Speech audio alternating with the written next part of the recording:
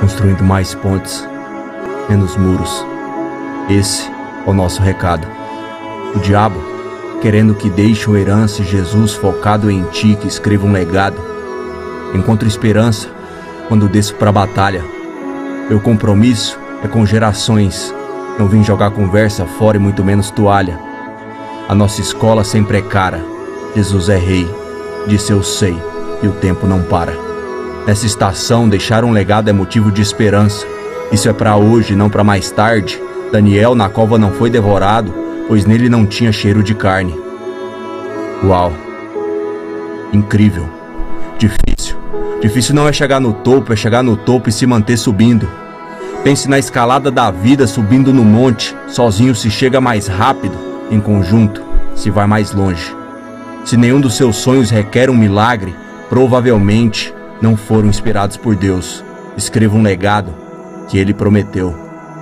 A chama do Espírito sopra no vento e o vento não pode apagar. Ser obediente e ter fé, vivendo para propagar o Evangelho, deixar. Pregue a mensagem, insista em anunciá-la. Seja no tempo certo, deixe o legado de nunca deixá-la. Procure convencer, repreenda, anime e ensine com toda a paciência. Desistir é para fracos, fortes não pensam em desistência. Legado é sobre trabalho, é sobre trabalho duro. O trabalho duro ganha do talento sempre que o talento não trabalha duro. Cristo é rocha eterna, Cristo é nossa esperança. Nele está a nossa confiança, fonte inesgotável de amor. Ame. A medida do amor é amar sem ter medidas. Legado da esperança é espelhar de Jesus cada dia mais ainda.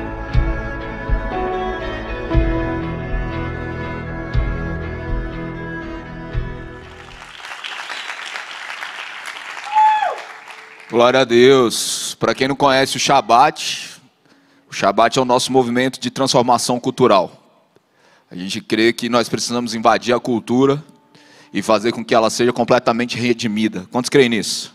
Todas as expressões artísticas pertencem ao nosso Deus. Ele é o Criador de todas as coisas. E Ele nos chamou a manifestar a grandeza dEle, a beleza da criação e a beleza através da criação. Então, toda vez que você ouvir falar do Shabbat, a gente está falando de um movimento artístico e cultural de transformação do mundo. Amém?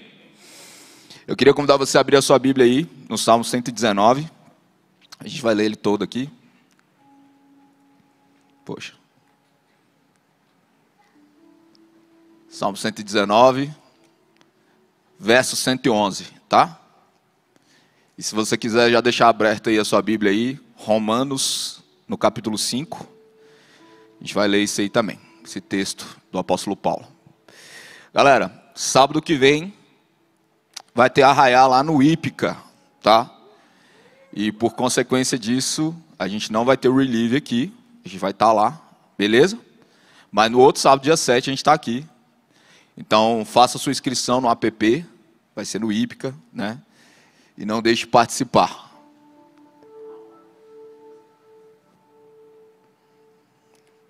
Vamos lá comigo. Os teus testemunhos recebi-os por legado perpétuo, porque me constituem o prazer do coração. Os teus testemunhos recebi-os por legado perpétuo, porque me constituem o prazer do coração. Agora vai comigo lá em Romanos capítulo 5, a partir do verso 1. Diz o seguinte: justificados, pois, mediante a fé, temos paz com Deus por meio de nosso Senhor Jesus Cristo, por intermédio de quem obtivemos igualmente acesso pela fé a esta graça na qual estamos firmes e gloriamo-nos na esperança da glória de Deus. E não somente isto, mas nos gloriamos nas tribulações, sabendo que a tribulação produz perseverança, e a perseverança, experiência, e a experiência, esperança. Ora, a esperança não confunde, porque o amor de Deus é derramado em nosso coração pelo Espírito Santo que nos foi outorgado. Pai, obrigado pela tua palavra, que o Senhor fale hoje poderosamente as nossas vidas e para assim a gente possa ser aqueles que proclamam da tua esperança, da tua vida, que o Senhor flua com liberdade hoje e sempre, em nome de Jesus. Amém? Amigos, quando nós falamos de legado, herança, nós estamos falando a respeito de algo que deveria trazer o entendimento de algo que se perpetua. Para nós, para essa geração, e ainda mais no contexto do Ocidente, a ideia de herança, por vezes, foi distorcida. Porque quando alguém morre e recebe, e por isso deixa uma herança, né, para a sua geração, em geral, na nossa cultura, se entende, cara, a partir disso eu vou gerar o recurso X. E não sobre, cara, eu vou manter isso para que as próximas gerações venham se beneficiar daquilo que foi construído por outra geração. Então, quando você vai para o contexto europeu, ou quando você vai, né, principalmente na história, toda vez que se falava de herança, se falava de algo que alguém construiu, que alguém recebia, tinha que manter, avançar e passar para a próxima geração. Você entende que a gente mudou o entendimento a respeito de legado e herança no nosso tempo? Em geral é assim, cara, faleceu o pai, já fica os filhos falando, cara, vamos dividir, rachar e vender. Não é assim que rola? Então, eu tenho comprovação disso, por exemplo, em Provérbios 13, 22. Vai dizer o que lá? Que o justo deixa herança para os filhos dos filhos. Então a gente só fala disso como se fosse uma questão de prosperidade tão grande que vai continuar até a próxima geração. Mas ele está falando o quê? O que uma geração começou vai continuar em outra geração e vai beneficiar outras. Isso é legado de verdade, isso é herança. Esse é o sentido real bíblico do que se fala de legado.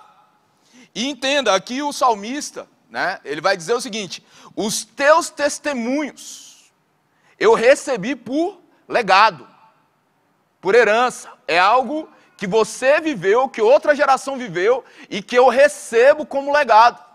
A história, a vitória, a transcendência, cada coisa está sendo deixada como legado para as próximas gerações.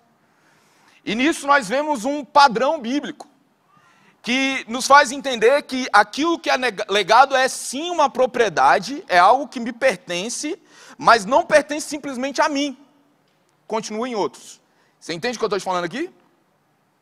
E ele fala de testemunho, e olha o que o apóstolo Paulo vai falar em Romanos capítulo 5. Ele vai falar que a esperança, existe um processo para a esperança de verdade. Cara, se eu pudesse te dizer, eu tenho uma pregação que está no YouTube, chama Fundamentos da Esperança. Porque é o quê? É o fundamento, é a construção, os alicerces, a coluna, tá? E qual é o fundamento principal da nossa esperança? A ressurreição de Cristo. Porque Jesus não está retido na morte, nós podemos ter esperança de um futuro, como aquela velha canção. Porque Ele vive, eu posso crer no amanhã, né? Então, eu falei disso na outra vez, quando eu falei sobre fundamentos da esperança. Por quê? Porque por muito tempo da minha vida, parece que tudo chegava só até a salvação. E ninguém falava sobre ressurreição. Ah, é a cruz, ressurreição. Ah, Jesus morreu, terceiro dia ressuscitou, passou. Cara, mas o que é o significado da ressurreição? A ressurreição é a nossa esperança. A morte não pôde detê-lo. Existe um rei que governa sobre todos e sobre tudo, um governo de justiça, paz e alegria, que vai perpetuar por gerações e gerações, e ele vai permanecer reinando com justiça pelos séculos dos séculos. Isso é uma esperança que não acaba. É o fundamento da nossa esperança. Jesus ressuscitou e a morte não pôde detê-lo. Mas aqui, eu quero te falar sobre algo que nós precisamos construir e cooperar para que as próximas gerações não sejam desesperançadas. Por quê? Porque quando nós olhamos para o contexto europeu, não sei quantos de vocês já pararam para estudar sobre isso, se fala que a Europa está num período pós-cristão. Quantos já ouviram falar disso? Pós-cristão. Ou na era da secularização. Quantos já ouviram falar disso aí?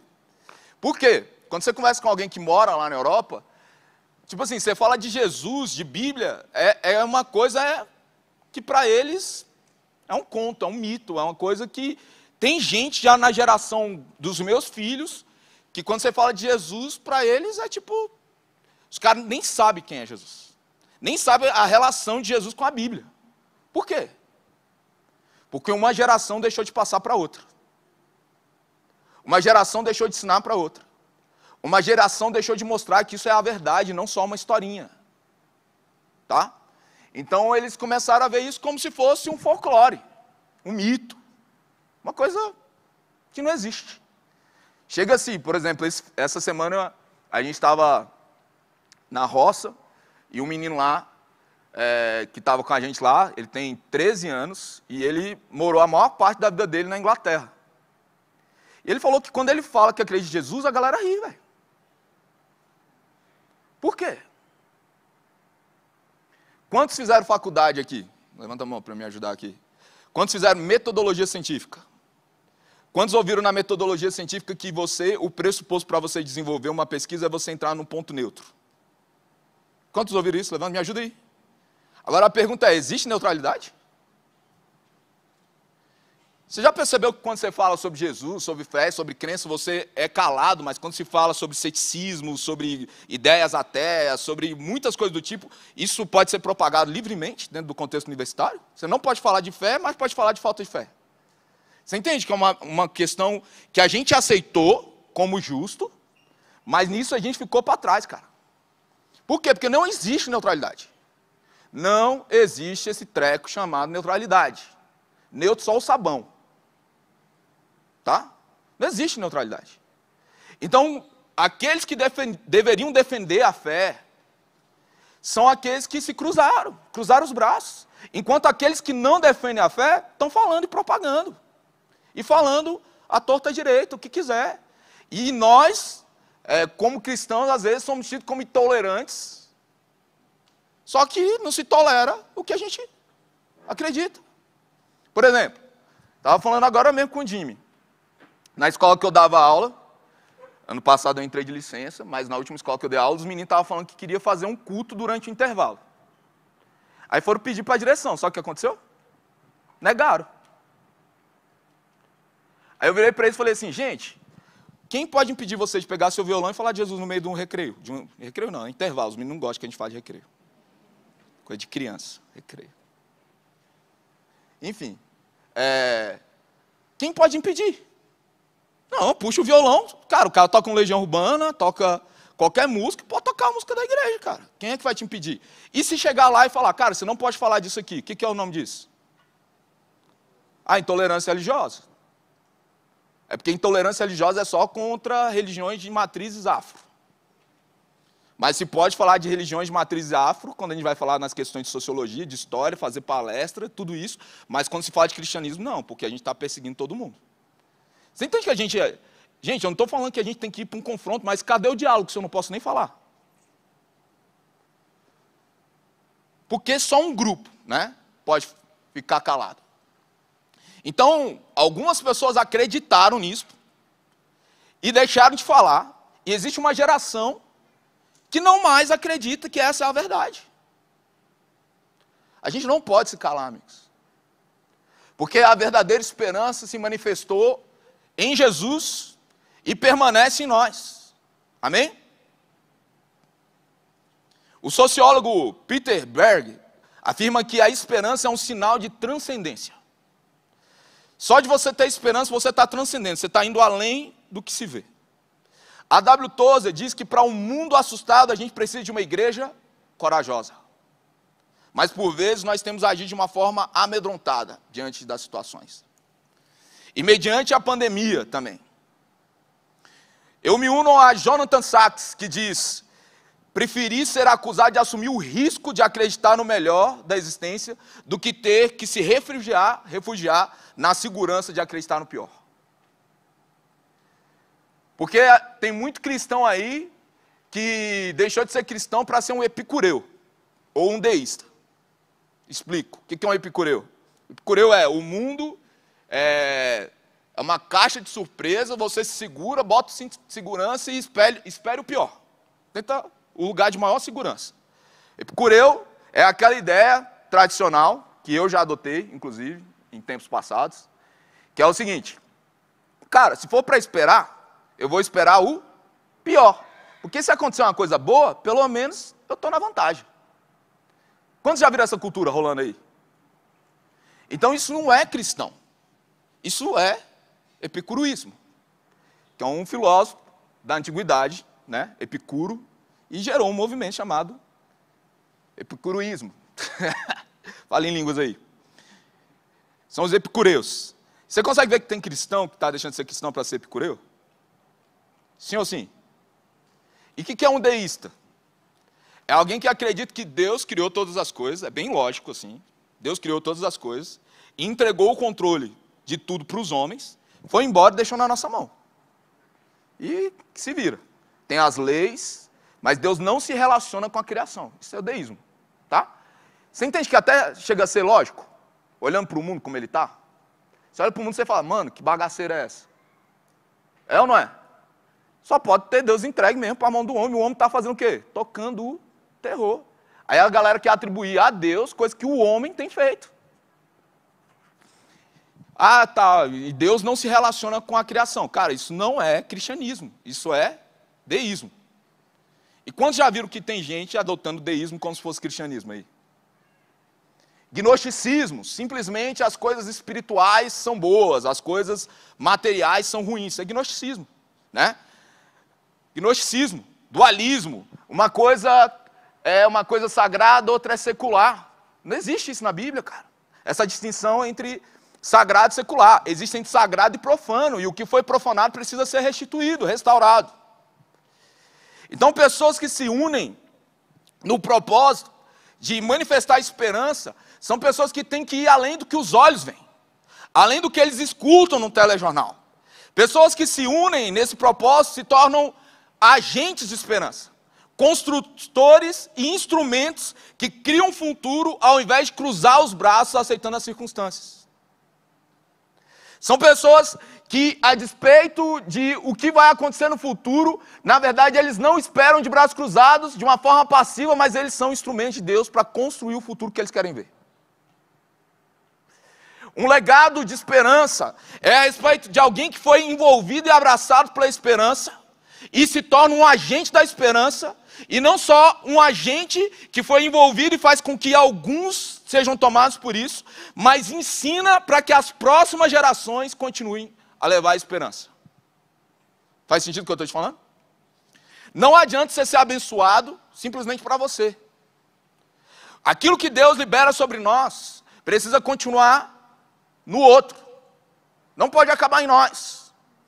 Então, o otimismo é uma confiança e acreditar que tudo vai dar certo. Enquanto a esperança é, além de acreditar que vai dar certo, também identificar quais os caminhos para que isso se manifeste. O otimismo, às vezes, fica simplesmente de braço cruzado, esperando que pode dar certo. A esperança me faz movimentar e manifestar o futuro. Por quê? Porque a nossa esperança é uma esperança viva. A nossa esperança está em Jesus, e a morte não pôde detê-lo. Então, à medida que a esperança que nós possuímos, ela nos envolve e nos toma, ela faz com que a nossa influência também aumente. Quem diz isso é o Bill Johnson. Quando os problemas vêm, as pessoas vão atrás de quem? De quem é mais pessimista? Vão atrás de quem? Tem mais esperança. Quando você está mal, o que você faz? Você procura gente que está pior que você? Só se for para se matar, filho. No mínimo, você vai procurar alguém que tem mais. Vocês estão aqui, gente? Tá frio pra caramba, tá até dificultando aí abrir a boca, se movimentar. Eu falo, fico assim, ó. Acho que congelou o povo, mano. É muito frio, Daniel. Desde 2002 não tem um frio desse. O povo tá com medo até de se mexer.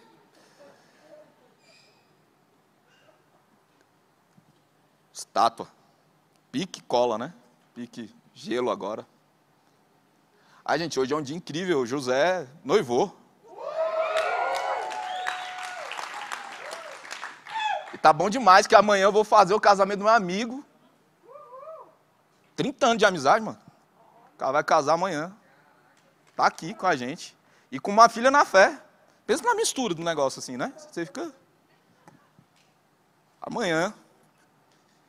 E é a prova de que Deus é um Deus de recomeço. A esperança e a desesperança são contagiosas. Nós devemos escolher de qual lado nós vamos ficar. Pessoas desesperançadas, elas contagiam as pessoas com pessimismo. Pessoas com esperança fazem as pessoas acreditar que existe um futuro. O texto de Romanos demonstra que a esperança real, ela não simplesmente brota. Ela é parte de um processo. Olha o que o texto diz. Não somente isso, nos gloriamos nas tribulações, verso 3, tá? Sabendo que a tribulação produz perseverança, e a perseverança, experiência, e a experiência, esperança. Uma pessoa que é cheia de esperança sem ter vivido nenhuma tribulação, filho, fala assim, mas porque a sua vida é fácil demais. Não é assim? É que nem quando a galera vem para o gabinete. Ai, pastor, acabou a minha vida. Por quê? Porque eu tive um diagnóstico de câncer. Cara, Deus pode curar o seu câncer e Ele quer curar o seu câncer. Aí a pessoa fala assim, pastor, de onde você tirou isso? É porque eu fui curado de um câncer. Você vê que muda de figura? Espera aí, ele não está falando de uma teoria ou de algo que alguém viveu. Ele está falando de algo que ele viveu. Eu vivi uma situação de divórcio e eu estou acreditando ainda que Deus pode gerar um casamento onde eu vou viver com a pessoa que eu amo até que a morte nos separe. Se casa. E aí ele vai declarar para as pessoas, ei, acabou o casamento, mas existe esperança no futuro. Ei, eu estou em depressão. Alguém que venceu a depressão tem uma palavra muito mais de autoridade com relação a vencer uma depressão. Você entende o que eu estou te falando? Porque nós nos tornamos pessoas que vencemos gigantes e nós fazemos com que outras pessoas sejam também pessoas que derrubem gigantes. É o testemunho, é por isso que o salmista vai dizer o quê? Foi deixado um testemunho, os teus testemunhos recebi como legado. Aquilo que Deus fez na sua vida, Ele quer fazer na minha. Aquilo que Deus fez em outro lugar, Ele quer fazer agora. Ele curou, Ele quer curar. Ele restaurou, Ele quer restaurar. Houve histórias de nações inteiras sendo transformadas. Então existe uma possibilidade do Brasil todo ser transformado. E isso é um testemunho, tá? De que outras nações podem ser transformadas. A história e a vitória que Deus manifestou na sua vida se torna um legado de esperança para outras gerações. Agora, qual é a grande questão? Quantos de vocês, assim como eu, tiveram professores que eram... Você via que o cara era cabeção, inteligente, violento, mas na hora que ele explicasse, você não entendia nada. Já rolou com você? Na universidade, o que tem disso é... né? E o cara se esconde atrás do doutorado para esfregar na sua cara a falta de capacidade dele de te explicar algumas coisas, às vezes. Não, mas eu tenho um PhD em Berlim. Grande coisa, não estou entendendo nada que você está falando, cara. Né? Aí parece que procura as palavras mais difíceis, o cara ama dar uma nota baixa para o aluno, cara. Esse cara é ridículo, ele não é um professor, ele é um orgulhoso, vaidoso, que só quer mostrar que ele é sinistro. Porque um verdadeiro mestre, um verdadeiro professor, alguém que realmente se preocupa, ele se preocupa com que os outros entendam, e não só entendam, eles passam para outros. Nós precisamos ser esses, cara. Nós fomos encontrados pela esperança, amém? Nós precisamos que outras pessoas sejam encontradas pela esperança. Mas não é simplesmente uma emoção. É algo que eu sei de onde veio, como permanece. É algo que nós vamos ensinar de geração em geração. Não vai ficar só para o Vini e para a Thay, vai ficar para o João, para a Maria, para os filhos deles. E olha só que interessante isso. Os testemunhos de outros me fazem entender que eu não preciso passar pelo que eles passaram. Provérbios vai dizer o quê? A grande sabedoria está em você não precisar viver. Você aprender com o outro. Mas sabe qual é a realidade? A maioria da galera aprende quando acontece com eles. Por quê? Porque eu sou pastor e eu vejo isso acontecer direto. Tem coisas que a gente fala de púlpito, cara. E daqui a pouco o cidadão está lá e fala, cara, tu está lá todo sábado. Eu falo isso quase todo sábado. E aí? Gente, uma coisa que eu aprendi estudando para concurso.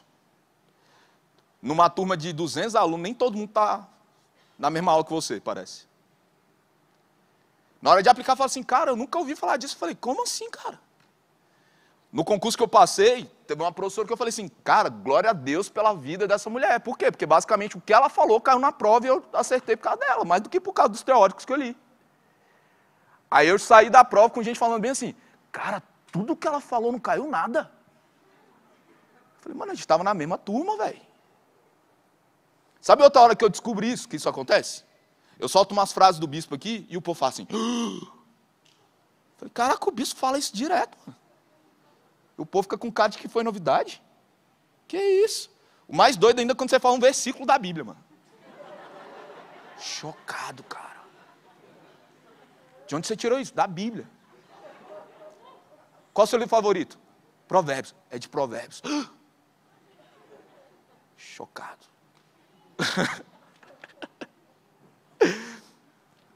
É porque tem gente que está, mas não participa. O nome disso aqui é um culto.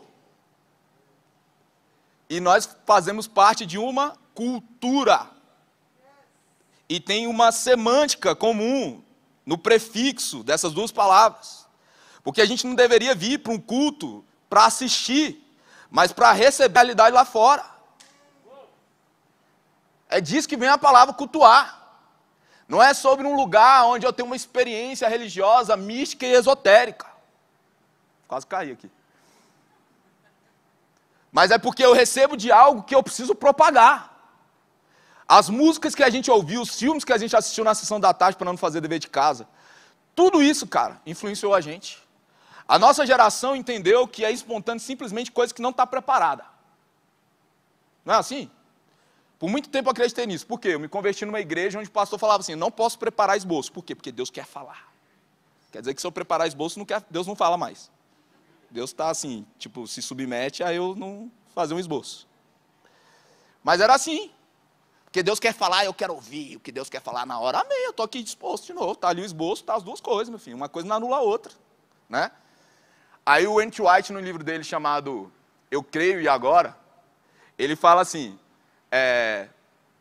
um piloto de avião em uma situação de acidente, ele está exposto a algo que ele vai ter que ter uma reação espontânea. Mas você queria estar num avião onde o piloto nunca tivesse, nem soubesse o que fazer naquela situação? Ninguém queria.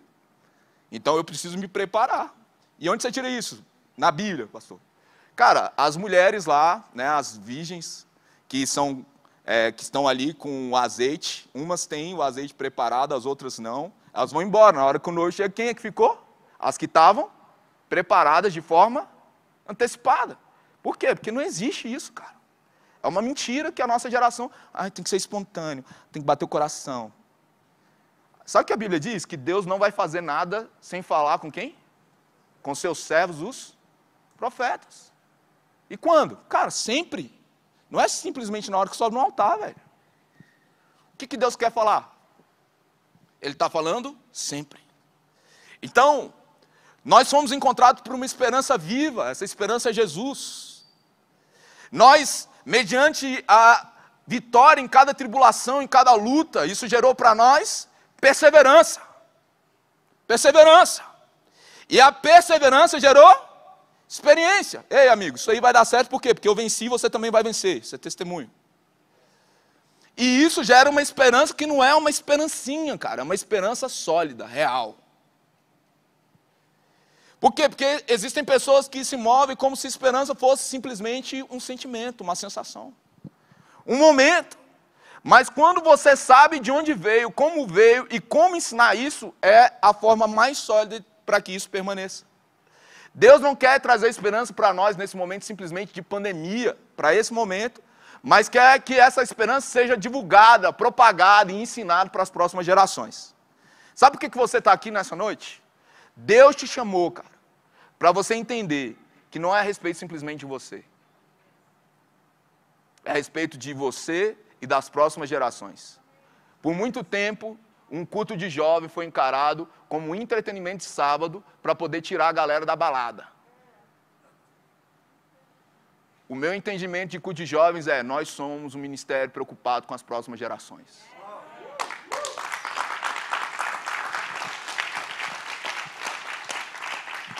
Ah, eu casei e estou saindo fora. Quer aí? Você tem um compromisso com as próximas gerações? Você tem um compromisso com aqueles que virão? Então isso aqui é para você também. Ah, eu casei, fiquei maduro demais. Você é um imaturo que fingia que era maduro e ainda tentava ser líder ainda.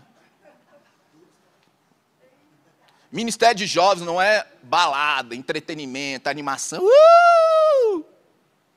É uma preocupação com o próximo. É ser uma ponte para que os outros passem para a próxima estação. É ser como aqueles que constroem uma estrada onde eles passaram a duras penas para que outros passem acelerando. É saber que assim como João Batista, que foi ministrado outro dia, não faz simplesmente para ele, mas faz pelas próximas gerações. Sabe o que eu descobri sendo professor? Que os alunos que têm maior capacidade de influenciar para ajudar a escola, para que os próximos se beneficiem, são aqueles que não estão nem aí porque estão indo embora. É o terceiro ano do ensino médio, é o nono ano do fundamental. É os meninos que têm influência, mas ano que vem eu não estou aqui mais nessa escola, pô. Aí não faz nada. Não se preocupa com o próximo, cara. E a estatística e a experiência demonstra que aqueles que se dizem muito maduros, por vezes não agem como maduros. Porque quando nós olhamos para uma estrutura de um culto, ou de uma igreja, ou de um ministério, a gente tem por vezes um grupo de centenas de pessoas, onde uma dezena trabalham para que aquilo aconteça. Porque a real maturidade não é a respeito simplesmente de buscar o seu benefício, mas pensar no benefício do outro. Quando é que eu descobri isso e a maioria descobre? Quando você vira pai, cara.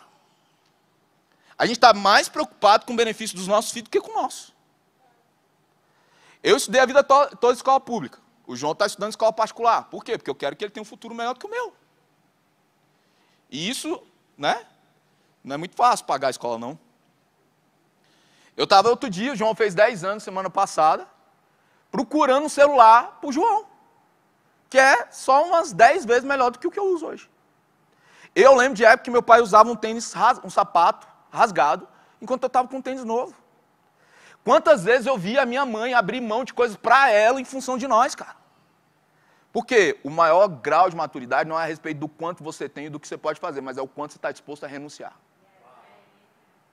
O quanto você está disposto a abrir mão. Homem de verdade é aquele que sabe sacrificar. E não esses patos aí que acham que vou me beneficiar. Eu tenho o direito de pegar, são 30 mulheres para cada homem. Tem 30 para mim. Isso é um moleque. Moleque.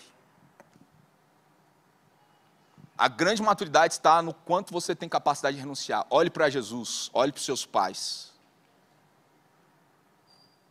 Esperança é mais do que uma ideia que uma pessoa possui, é a força que possui uma pessoa. 1 Pedro, no capítulo 3, verso 15, diz que nós devemos estar preparados a responder a todos que nos pedirem a razão da nossa esperança. 1 Pedro 3,15. Qual o motivo da tua esperança? Por que você continua acreditando? Por que você acredita que o mundo pode ser melhor? Por que você continua acreditando nas pessoas? Ah, eu só sinto. Não, não é só sentimento. É a respeito de uma cultura celestial que é reproduzida sobre toda a Bíblia, cara. Toda ela. De onde você tirou, pastor, isso? Da Bíblia. Eu já falei que é da Bíblia, pô. Deus sempre levanta agentes para estabelecer uma cultura que manifesta esperança no mundo. Isso você vai ver de Gênesis a Apocalipse. Vamos lá. Quais são os homens mais citados na Bíblia? Abraão, Moisés, Davi e Jesus. O próprio Jesus que é, né, imbatível. Né? Então, tem nomes mais citados do que esse na Bíblia? Abraão, Moisés, Davi e Jesus. Por que eles são assim citados? Vejam comigo o Produção Repórter aqui. Gente, a gente por vezes criou uma fé que eu digo que é mais do que mística, ela é esotérica. Entendeu? Oh, o acaso. Mas na verdade você está sendo alguém que está seguindo os titãs. O acaso vai me proteger quando eu andar distraído. Não é Bíblia não. Cara, por que Deus escolheu Abraão? Foi acaso? Não, de repente olhou assim, todo mundo aqui, Abraão, olha aqui, Abraão no meio da Babilônia. Abraão. Será que foi assim? Deus simplesmente olhou e falou, não, unite, vai Abraão, eu escolhi você. Sem filho, com a mulher infértil, é você. A ideia é essa, porque você é velho e não vai ter filho assim, se tiver só vai ser para mim. Vai dizer que fui eu. A Bíblia, através daquilo que nós chamamos de hermenêutica, vai explicar, através dela mesma, o motivo pelo qual tudo acontece. Tudo tem uma resposta bíblica, amigos. Olhe para Gênesis capítulo 18, verso 19. Na verdade, a partir do 18, verso 18. Gênesis 18, 18. Abraão será pai de uma grande e poderosa nação. E por intermédio dele, todas as nações da terra serão abençoadas. Porquanto, essa aqui é a versão King James, tá? Eu o escolhi para que instrua os seus filhos e todos os seus descendentes acerca de conservarem-se no caminho do Senhor. Eu escolhi Abraão com um propósito. Eu escolhi Abraão porque eu vi nele o potencial de alguém que não vai segurar só para ele, mas vai ensinar as próximas gerações. É isso que o texto diz. Eu vi em Abraão alguém que vai ter o compromisso de não só ter para ele o favor, não vai ficar alegre só de dizer, eu tive Isaac, mas ele vai ensinar de forma que a outra geração seja abençoada a partir disso. Olha isso. Ele vai instruir, ele vai ordenar a respeito dos caminhos para se conservarem nos caminhos do Senhor. Foi por isso que Deus escolheu Abraão. Ele fala assim, está escrito assim, por quanto ou porque eu escolhi. Aqui está o porquê. Porque ele vai instruir as próximas gerações. Praticando o que é justo e direito, a fim de que o Senhor faça vir sobre Abraão tudo que lhe tem sido prometido. Tudo. Agora, olha a história de Abraão. Antes de Gênesis capítulo 12, eu tenho uma revelação do céu, toda vez, vem Gênesis 11. Deus me revelou. O que acontece em Gênesis 11, gente? Gênesis 12, Abraão é chamado. Abrão. O que acontece em Gênesis 11? Torre de Babel. Existe uma confusão e o povo é espalhado. De onde que Abraão é tirado? Da Babilônia. Mano, o lugar que a gente chamava de Babilônia, no nosso contexto, Babilônia era o quê? Mano, ali está a maior Babilônia, o que é isso? Sinistro, né? Inferninho. A gente fala sobre o céu invadindo a terra, ali é o inferno invadindo a terra. Não é isso, a Babilônia? Por quê? Por causa da referência histórica do que era a Babilônia, nos tempos antigos. Né? Abraão está lá, no meio da Babilônia, o povo se espalhou, eles não conseguem se comunicar, o negócio está politeísmo, desesperança. Deus olha para um homem e fala, a partir de você, vou fazer uma nação, e todas as nações serão benditas, abençoadas a partir da sua vida. Num cenário de caos e desesperança, ele levanta um homem. Um homem. A partir da qual, olha só, ele tinha filho? Não tinha filho. Tinha uma mulher que era estéril. Aí Deus já joga uma esperança nele. Farei de ti pai de muitas nações. Você entende que ele foi encontrado pela esperança? Agora a pergunta é, ele ficou só para ele essa esperança? Não. Ele foi alcançado pela esperança. Ele se tornou um agente da esperança. E ele se tornou um instrutor da esperança. Alguém que ensinava sobre o caminho da esperança, que é o nosso Deus. E Moisés?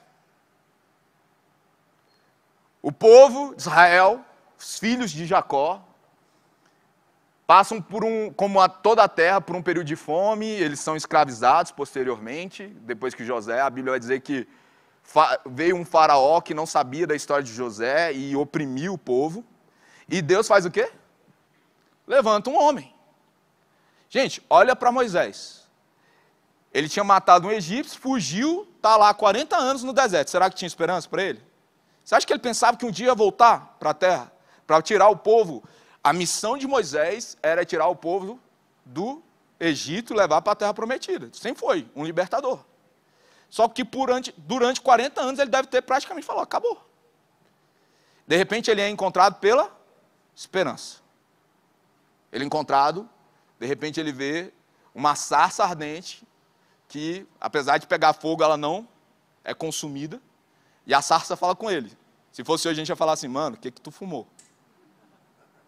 Não é? Cara, mano, eu tava ali, velho, passei, tinha um IP, velho, pegando fogo. E não consumia, cara, você não sabe mais doido. Falou pra mim que eu vou libertar Brasília, velho.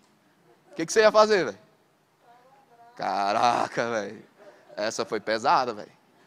E essa não era da pura, não, tinha uns cocô lá no meio. Não é? Imagina isso. E aí quando ele perguntou assim, mas se o povo perguntar, tipo assim, quem é você? Ele fala assim, eu sou. Deus não facilita também, né? Quem é ele? Eu sou. É, mas é você que é ou ele que é? Olha a bagunça do rolê. No meio de um cenário de desesperança, alguém é encontrado pela esperança e se torna instrumento para que as pessoas acreditem que eles podem sair daquele lugar de escravidão. E primeiro o povo acredita, depois desacredita. Não é assim a história de Israel?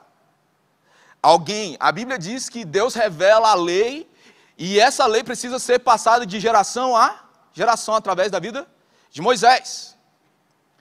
Então olha só, Abraão passou para Isaac, passou Jacó, que vai dizer assim, o Deus de Abraão, Isaac e Jacó.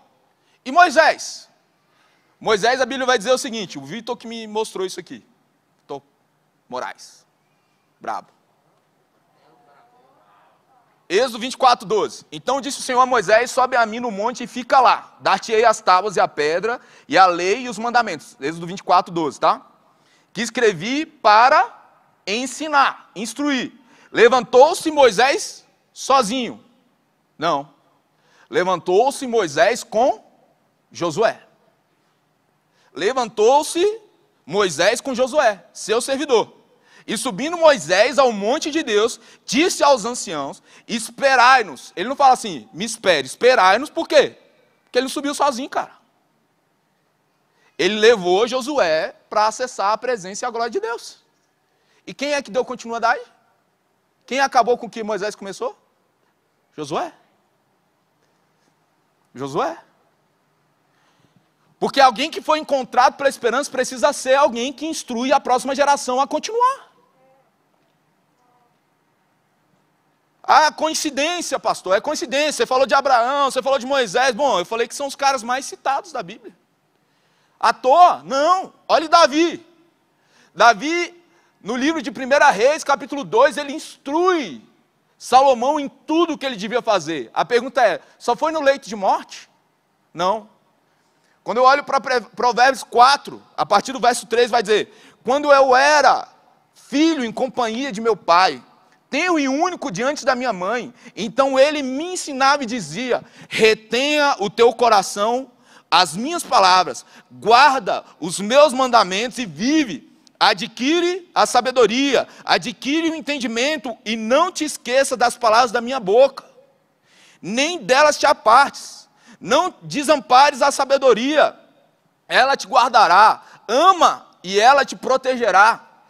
O princípio da sabedoria é, adquire a sabedoria sim com tudo que possuis e adquire-o com entendimento. É isso que eu estou tentando ensinar para a Taine tem muito tempo, gente. Toda vez que eu compro um livro novo, ela fica com raiva. É bíblico. Adquire com tudo que possuis, débito, crédito, dinheiro, os livros, para ter entendimento e sabedoria, aleluia!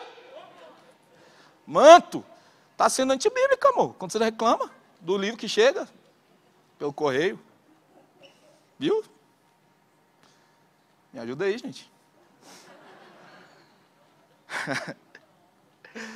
Salomão foi conhecido como o homem mais sábio de todos os tempos. De onde veio a direção? De Davi, e não no leite morte. A gente sabe, e você já deve ter escutado muitas vezes, que Davi falhou muito com a maior parte de seus filhos, mas existe algo que ele fez diferente com Salomão. E sabe o que é interessante quando você olha para o reinado de Salomão? Ele vacilou, cara, porque ele se dobrou aos deuses das suas mulheres. A idolatria. Mas, no reino de Salomão, ele não precisou passar por guerras como Davi passou, cara. Porque as guerras que uma geração vence, não precisam ser vencidas por outra geração, porque elas já foram derrotadas. Olha só, cara. Agora, sabe qual a nossa grande situação, e que às vezes eu paro para pensar se a gente não está vivendo isso? Cara, você vai ver o povo que viveu no início do século XX, cara, terrível início do século XX. Primeira Guerra Mundial, aí você vai ter peste, aí você em seguida tem Segunda Guerra Mundial, você tem quebra da Bolsa de Valores antes, crise econômica. Mano, é terrível. O cara que viveu ali de 1900 até mais ou menos 1975, morreu ali. Cara, ele não viu um mundo, principalmente se ele estiver no contexto europeu e americano, cara, um mundo tranquilo, cara. Foi terrível. Aí a nossa geração, cara, na real, a grande crise que a gente teve se chama pandemia. E o povo está desesperançado. E ó que no nosso contexto tem muito mais gente se recuperando do que a gente morrendo. Não vou diminuir quase 600 mil pessoas que morreram. Não dá para diminuir. É quase impossível você achar alguém que não perdeu alguém que ama, ou um amigo, ou um familiar. Não dá para diminuir a morte dessas pessoas. Mas a gente tem muito mais gente se recuperando do que gente morrendo. E o povo está assustado. Sabe por quê? A gente nunca teve uma geração que viveu tanto tempo em paz. E sabe qual é o problema? As pessoas se perdem no tempo de paz. Vamos lá. Situação de crise, problema. E aí o cidadão faz o quê? Vem para a igreja. Quinta, sábado, domingo. Tem outro culto, pastor? Tem segunda de mulheres. Eu sou homem, mas eu vou. Terça tem Sozo. E aí, pastor, tem quarta-feira? Quarta-feira tem nos campos. Eu vou no campo, cara. Quinta tá aqui. E sábado. E sexta, falei, e aí, vai ter atualização, mas eu não sou líder, mas eu quero estar. E tem alguma coisa acontecendo no Office, eu tô. E aí, jejum, cara, todo dia de jejum. E pastor aí, manda mensagem, eu tô aqui, orando, virando a noite em oração. Na hora que passa, vai para Babilônia. Quantos conhecem histórias assim? Quantos já viveram história assim? Não levanta. Na crise, galera, a galera fica doida para se chegar a Jesus. Na hora que vem a bonança, a maioria se afasta, cara. Quantas pessoas falaram assim, gente, quando eu casar, meu irmão, meu sonho é casar. Gente, essa banda que eu estava olhando, tirando o Nick, que nem tem 18 anos, o Anderson, que desencalhou, o Matheus, que tem a mina, mas está enrolando. Mas, gente, né, o Pedro, que, quando eu cheguei, começou a tocar solteiro, casado agora. Aí você olha Nina, casada. Caio, há menos de um mês para casar. Milena, casada com Gustavo. É manto, irmão. Até o Pepe desencalhou, irmão. Ainda não, tá quase lá. Vamos ver. Vitor casou, o outro noivou. Daniel, gente. A gente viu essa semana que até o cara mais brabo fica fofinho do lado do golfinho. Sorrindo assim, mano. Você vai dizer, que isso, cara? Tem mais dente na sua boca que do golfinho, cara. E o pior, ele voltou rindo que nem golfinho, gente. Eu não aguento. É isso. Voltemos no intervalo. Mas você sabe tanto de gente que fala assim, cara, eu quero casar, e quando casa, aí larga a igreja, cara. Para de aparecer, não vai mais no culto. Não, eu não preciso ir no culto mais. Mas antes estava a semana toda, né, vagabundo? Não, eu presto culto em casa. Ah, é, gentiozão? Não façais como os gentios, que pararam de congregar. Ai, não, sou muito intelectual, eu sou o templo. Gente, valeu o texto de novo, é vós, no plural, você sozinho, meu filho. Só é uma criatura desconectada do corpo. É junto que a gente é completo. Então aqui, a gente vê que, e é uma coisa que a gente aprende com Salomão, em tempos de paz, continue fiel. Continue obediente. Continue a buscar intensamente. na vitória, continue a buscar. Continue a nadar. Continue a nadar.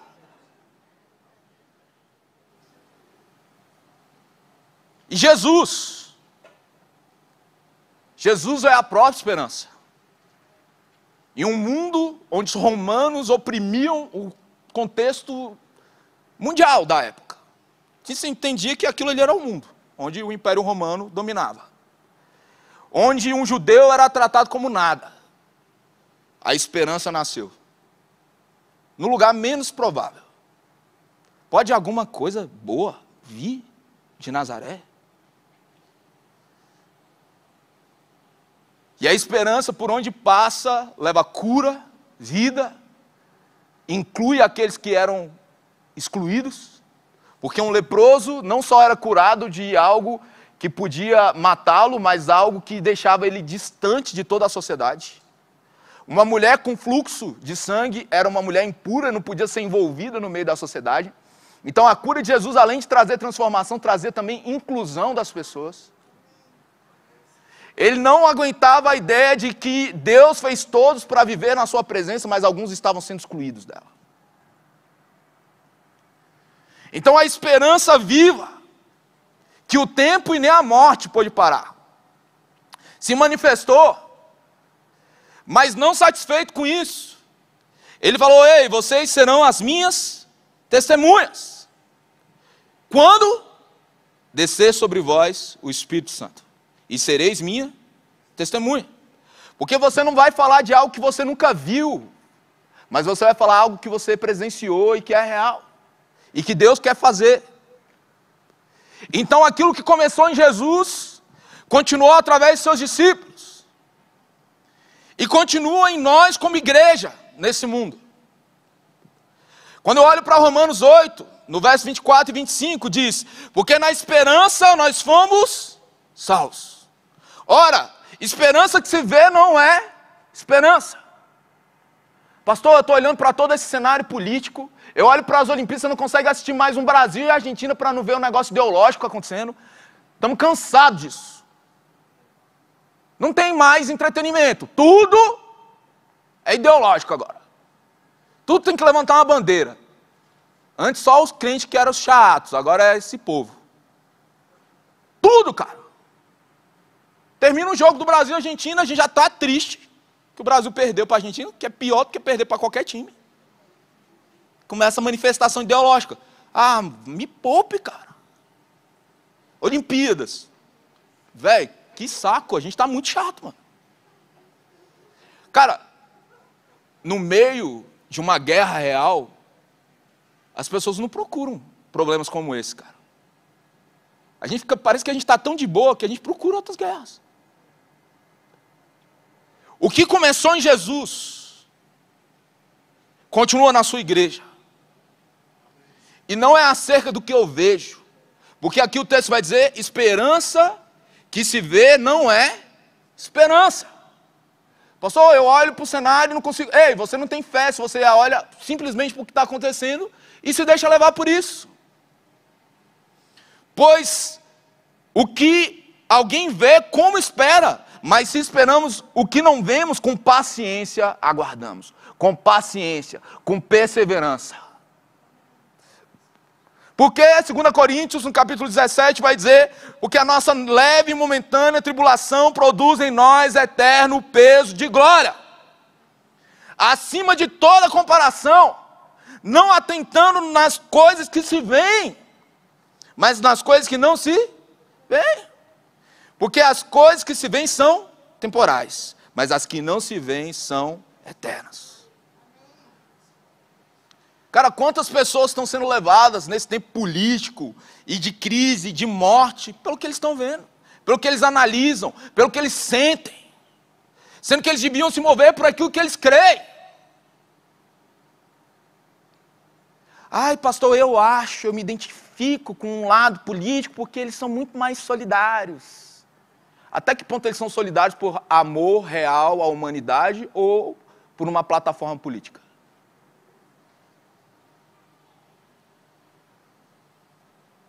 Qual o motivo, cara? Qual a razão? Por vezes eu olho para a nossa política e parece que o livro de cabeceiro, tanto da esquerda quanto da direita, é Maquiavel. Pelo poder, eu vou ficar em qualquer posição, desde que eu esteja no poder e faça o que eu quiser.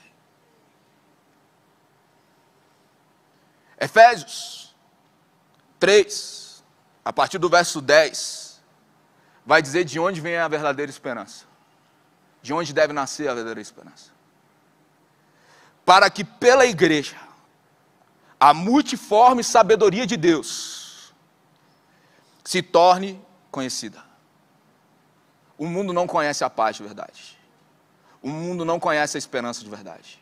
Uma ideologia não pode trazer a esperança de verdade. Só Deus é a esperança viva.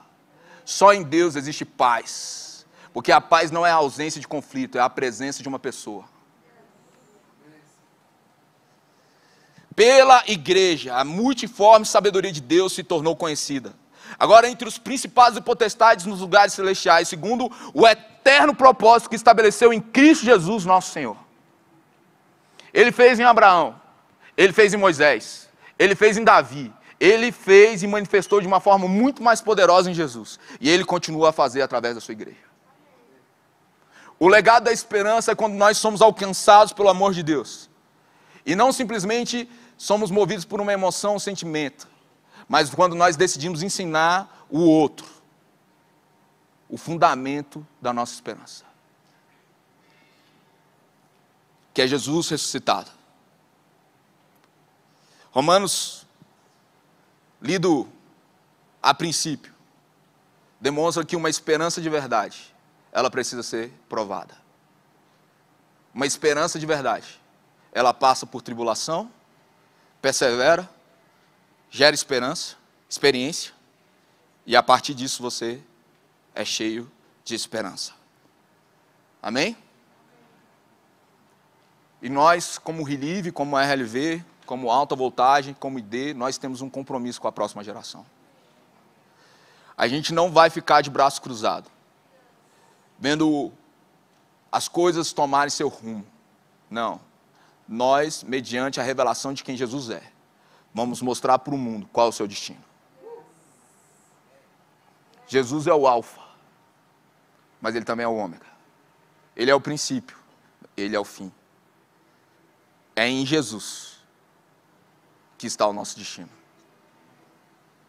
É de viver nele, viver por ele e viver para ele. E ensinar as próximas gerações que a gente não está falando de uma fábula, ou de um folclore, ou de um mito. Existe verdade absoluta sim. E essa verdade se chama Jesus Cristo. Eu sou o caminho, a verdade e a vida. Não existe outro caminho. Não existe outro caminho. Se levante nessa noite.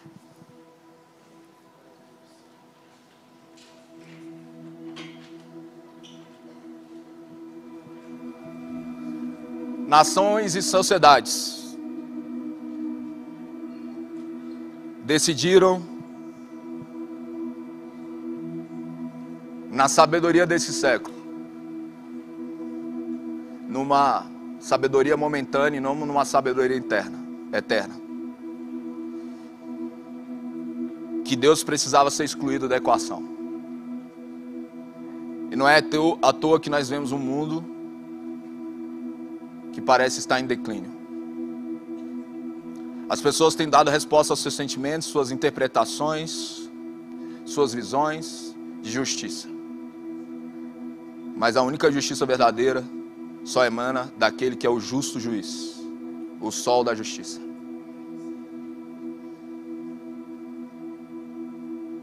Constantemente nós somos tentados por filosofias, por análises, a colocar a Bíblia em xeque e submeter ela àquilo que a ciência está dizendo.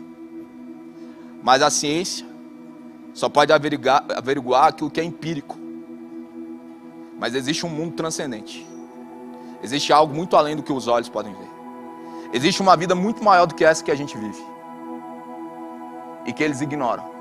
Assim como por muito tempo ignoraram a alma. e as emoções porque não podia se ver, não podia se comprovar. E não é à toa que hoje nós temos cura ou tratamento para quase todas as doenças físicas e biológicas. Mas a gente ainda está engatinhando naquilo que tange a doenças emocionais. Porque foi ignorado. Existem pessoas ignorando o que é eterno, vivendo como se sua vida fosse somente aqui. Mas existe um povo que se chama pelo nome do Senhor, que se humilhou e orou, se converteu dos seus maus caminhos e tem buscado a face do Senhor. Sabe qual é a resposta? Cura. Cura. Deus vai sarar a nossa terra mediante a nossa busca, mediante a gente não ficar de braços cruzados simplesmente esperando as coisas acontecerem.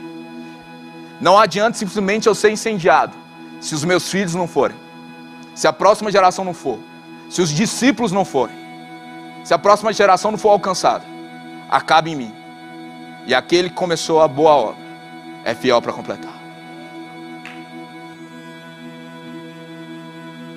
Eu quero te convidar a colocar a sua mão sobre o seu peito.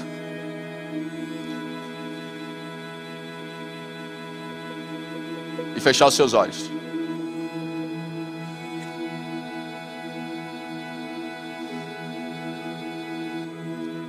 Existe algo que te indigna nesse mundo? Existe algo que você olha e fala, cara, isso está errado. Isso não deveria ser assim.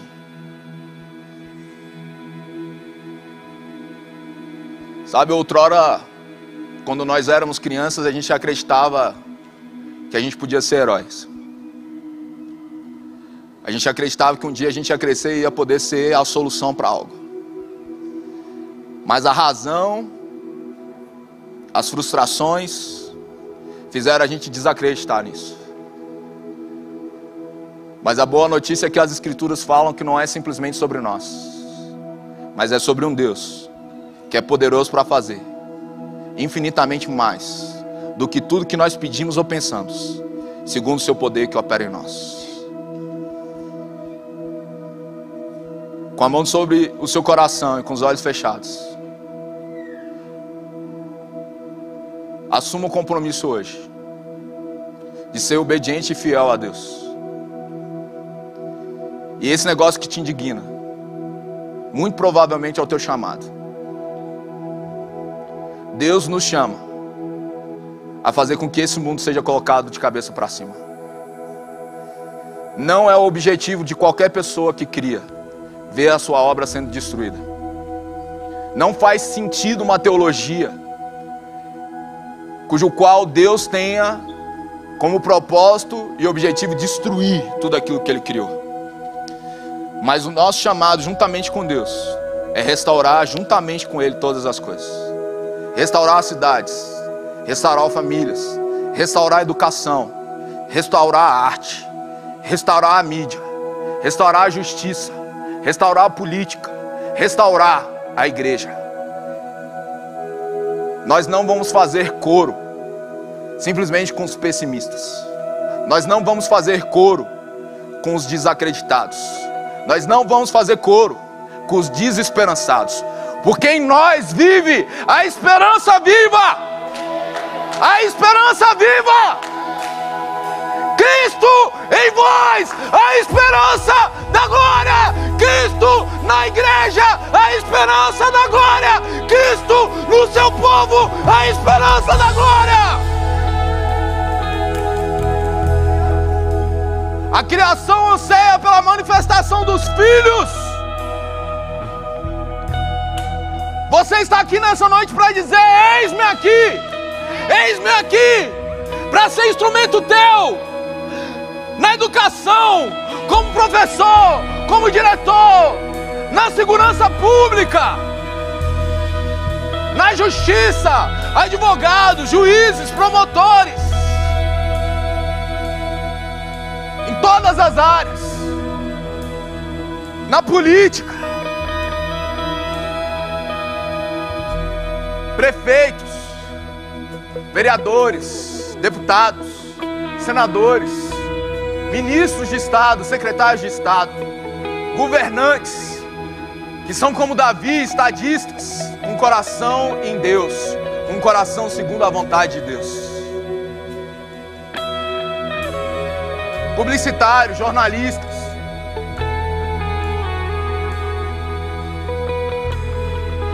diretores de cinema, de teatro, pessoas na moda, na arte cênica, atores, atrizes, artistas plásticos, escultores, músicos, cantores, compositores, poetas, pais e mães, filhos, maridos e esposas, segundo o coração de Deus.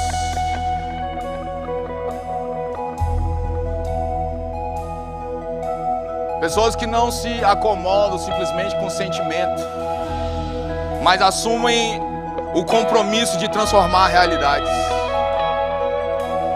Que não se conformam com esse mundo, mas se transformam para transformar. São transformados por Deus para transformar. Uma voz de justiça para o injustiçado. Uma voz de esperança para o desesperançado. Uma voz para aquele que outrora foi calado. Mulheres empoderadas por Deus, empoderadas por Jesus, a anunciar a ressurreição, são chamadas a manifestar um novo mundo, o anúncio de um novo mundo, por uma igreja que não rejeita, mas traz para perto.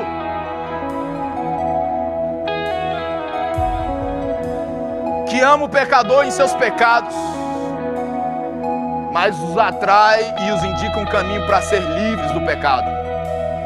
Que não abomina ninguém, mas traz para si e faz com que as pessoas entendam quem elas são de verdade, que elas nasceram para a glória de Deus, que Deus não errou, que Ele é perfeito em tudo que faz. Avivalistas e reformadores, pessoas com um coração incendiado, com uma vida de paixão e devoção, que amam o lugar secreto, mas que constroem com a sabedoria, com o entendimento. Pessoas que se graduarão, pós-graduarão, mestrado, doutorado, PhD, mas não esfriarão o coração. Adquirirão conhecimento, mas colocarão tudo isso debaixo da vontade de Deus.